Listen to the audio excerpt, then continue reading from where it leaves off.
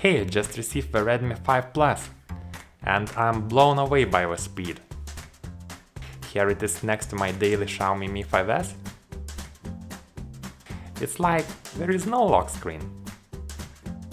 Same thing with apps. Boom, and I'm in.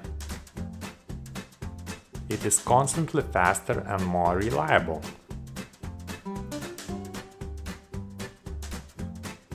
All apps run faster or about the same as on the higher-end Mi 5s.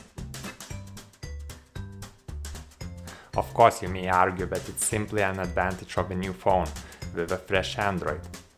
But I have transferred all my apps and data from the Mi 5s already. And Redmi 5 Plus still feels like a 3 times faster phone. Yes, the difference might look really small on a video, but that is the funny part about phones.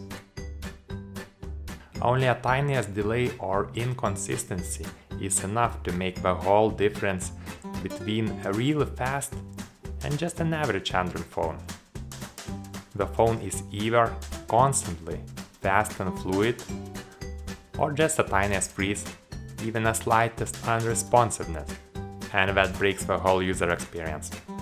Let's illustrate this with a simple use case. There is no loading. I click and the phone loads the next page. Let's do the race.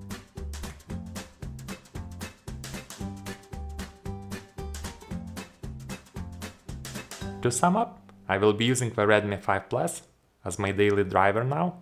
It is more than an upgrade to my Mi 5s, and it is an incredible step up for the whole Redmi series. It is fast as premium models, it has awesome screen, and even build quality outdone most of the premium Xiaomi Mi models from the previous year.